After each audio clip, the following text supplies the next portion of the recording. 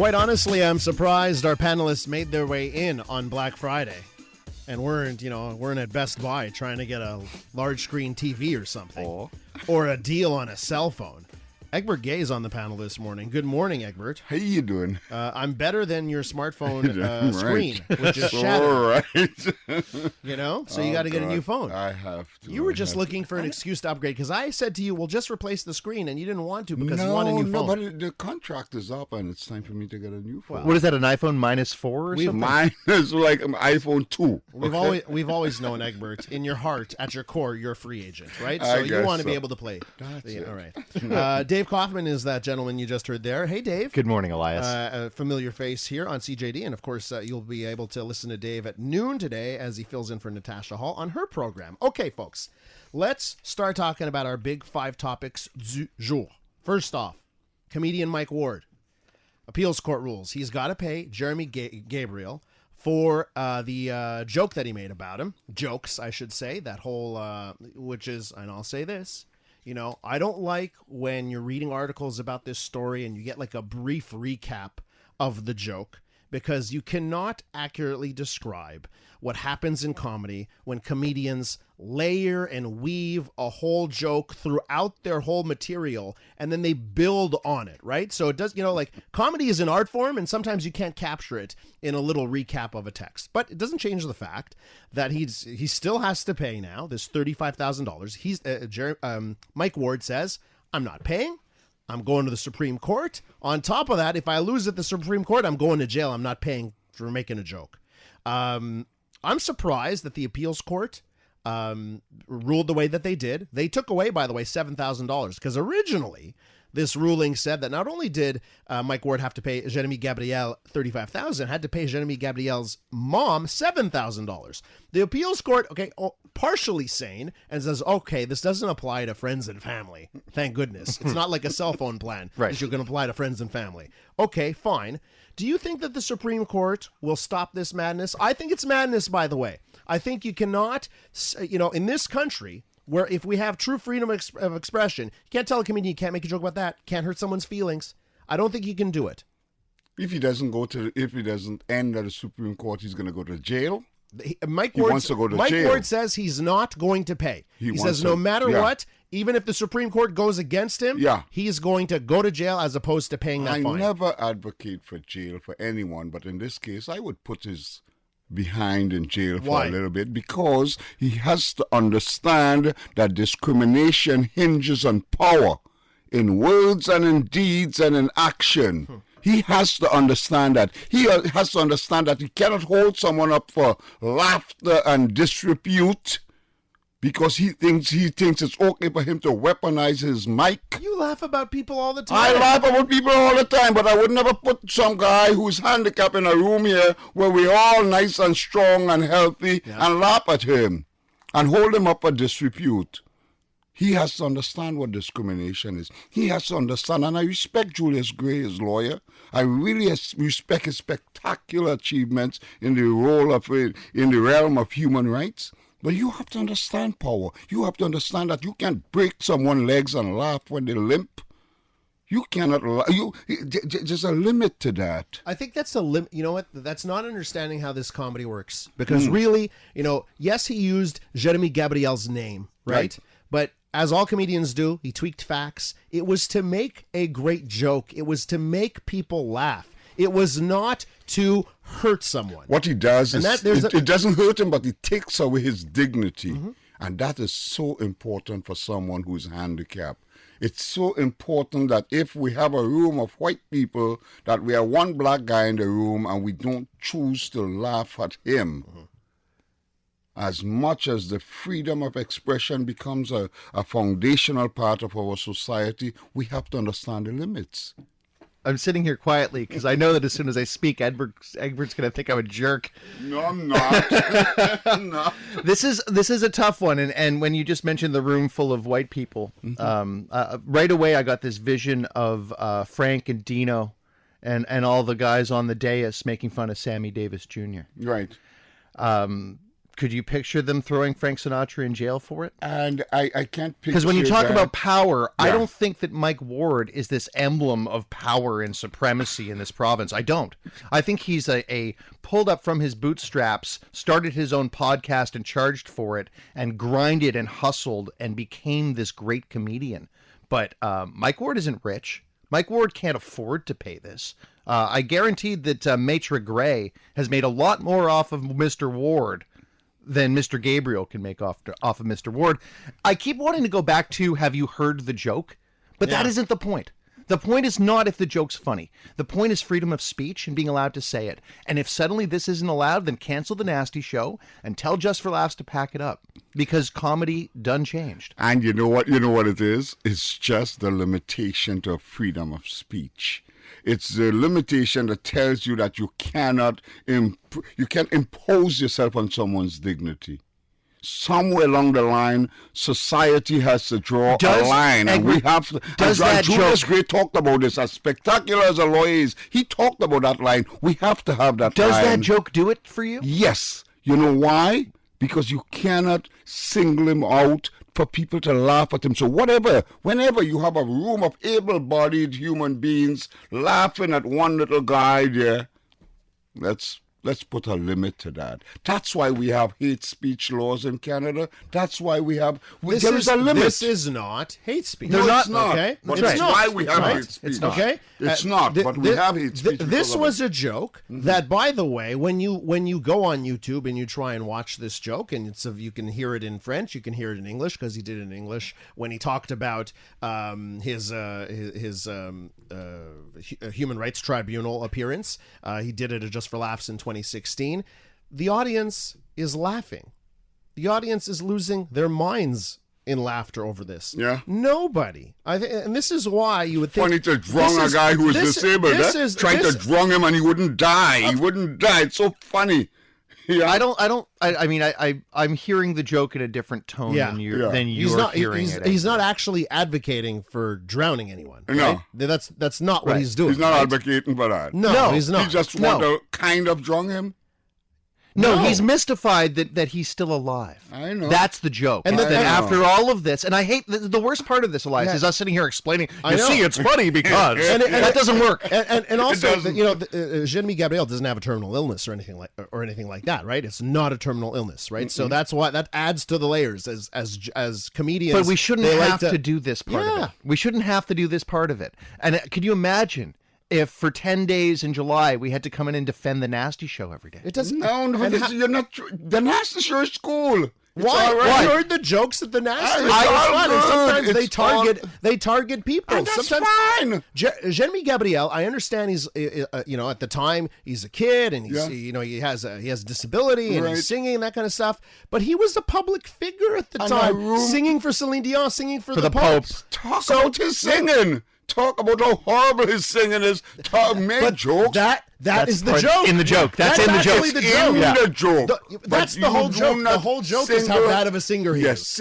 But he's singled out because of his disability. See, it's funny because the chicken's trying to cross the road to get to the other side. Today's victims on the Big Five, Egbert, Gaye, and Dave Kaufman. Okay, guys, suivant, next, as they say in this province. And let's move on to... this, where we're on right now, this is the holiday party season, right? Yeah. Okay, so everyone who's listened to us, who goes into the workplace knows one of these Fridays, one of these Thursdays, it's holiday party. Maybe you got some family holiday parties. Well, this really, truly is the first holiday party season in Canada with the new laws in place when it comes to roadside stops and how the police can get you to do a breathalyzer now in this country. It came into effect in mid-December of last year. Right. But this is the first the first holiday party season where the police are really looking at this hard. And now, and this SQ is saying, basically their slogan for this holiday party season is, hey, are you going out tonight? So are we. That's the SQ's line. And they are going to breathalyze everyone that gets stopped. Everyone. That's what they're saying. Mm-hmm. It's not like in the past, if you got pulled over as part of a roadside check, they'd have to, ask you a few questions and then have a suspicion. Yeah, this person is drunk. Okay. No longer the case. You're in a roadside check for drunk driving. You're pulled over, you're getting a breathalyzer. They don't need to even suspect it. What are your thoughts on this? You know, we had a discussion on this show about drunk driving and the penalties for drunk driving. And I was amazed, you know, by how many people called in and they were, you know, very much against drunk driving. They wanted stiffer penalties and that kind of stuff, which I got. Then I threw out at them, you know, but here in Quebec, we like to go out, have our bottle of wine with dinner. And by the way, if you're that type of person, you go out to a holiday party, you have a couple of drinks, and maybe it's in too short a time, you're going to get dinged here if everyone's getting a breathalyzer. Your thoughts? I think that when you have the right of driving a car, the privilege of driving a car, you give up certain rights that you would have from walking down the street.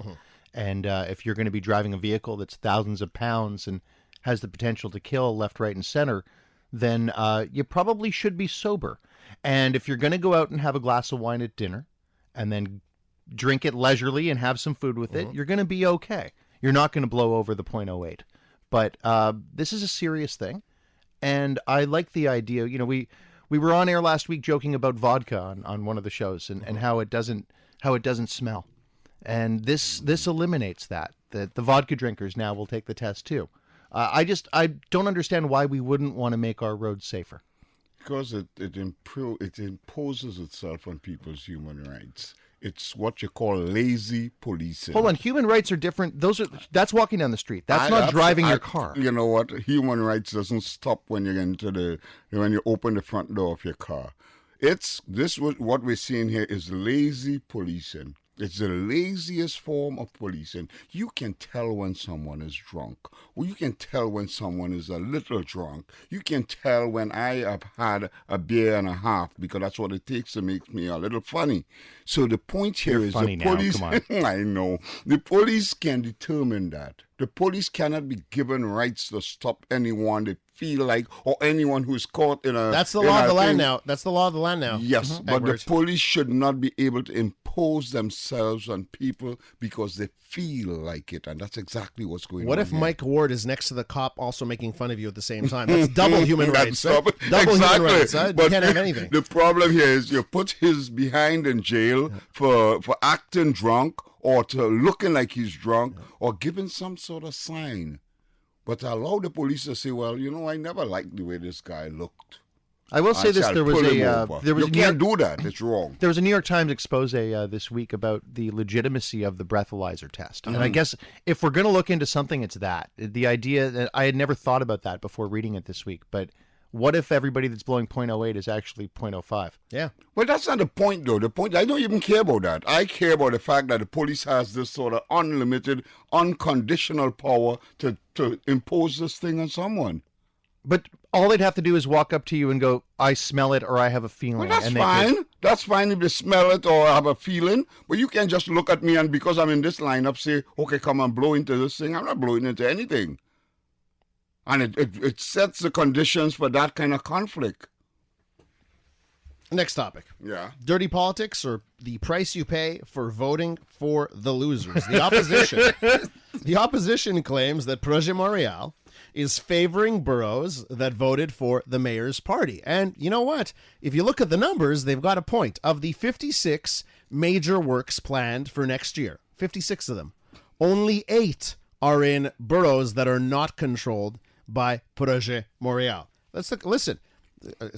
Original question right off the top. Is this dirty politics or what you get when you vote for the loser? Well, no, it shouldn't be. I mean, when you vote for whatever party comes into power, they're supposed to look after the entire city. They're supposed to, extend their thing. Is this a human rights violation, Egbert? It is, of course. It imposes itself again on different groups. Human rights of those in hunting. Yeah. NDG. Are we Projet Montreal? Projet Montreal is NDG. For sure. Yeah. We are. Yeah. Are we? Sue. Yeah. Sue Montgomery, Projet Montreal. Yeah. Oh, yes. Yeah. Wasn't this the same story under Kader?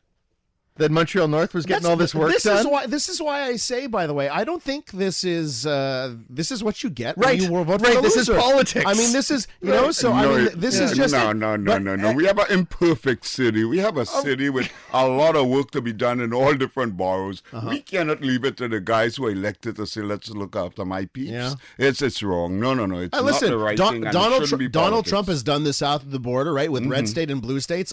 You look at tax policy and that kind of stuff, it specifically hurts blue states. Yeah. A lot of the stuff he does. Right. And we're up, I'm in agreement, like, oh my God, that's ridiculous, how dare he? Yeah. And we're seeing it, it's a municipal level, but it's the same kind of dirtiness. Except this is retail politics. This is municipal politics, like you say. It impacts on our lives too easily. We can't do this. This is not macro politics. No, but if you do this, you're going to get called out and you're going to lose. I Well, think that's you're not- people will be motivated to vote They against you. mightn't lose, but you're right. They're going to be called out on it. Favoritism in politics in Quebec? OMG, are you kidding me? Yeah, I think that's the sentiment on the text line. Okay, guys, do the cops need fully automatic assault rifles with rounds that can pierce body armor, or is this just cops wanting to play with bigger toys? The SPVM, Montreal Police Force, they want bigger guns. Call for they have a call for tenders for bigger guns, AK-47 like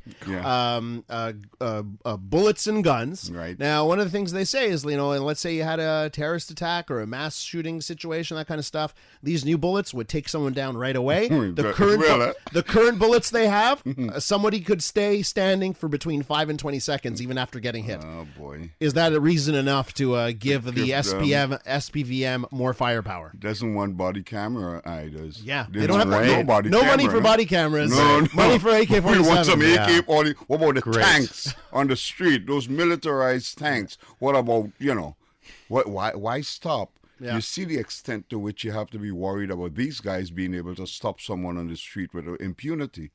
It's this military thing is what we're seeing in the States. It's what we're seeing around the world, where we have the militarization of police I think departments. it's just like when I see the armored vehicles, the tanks that police forces have in the States, I think it's ridiculous and disgusting. Right. At the same time, I know that, the citizens are allowed to have the AK-47 type rifles, so I kind of understand it. Here, I don't get it. Like, show me a problem where we really have a problem in the streets with criminals and terrorists with having these kinds of weapons in this country. I'd think about it, even though I'd probably be against it. But I don't see that, right? No. And I think I think a bit of this is the fact that the SQ has these type of weapons. The police in Longueuil have these type of weapons, and I think Montreal police are like, my gun's not as big. I want a big gun too. Get rid of the guns, those kind of military equipment from the hands of police department. The militarization of the police to the levels that we see from the army is definitely a development post 9/11 that I didn't see coming to Canada.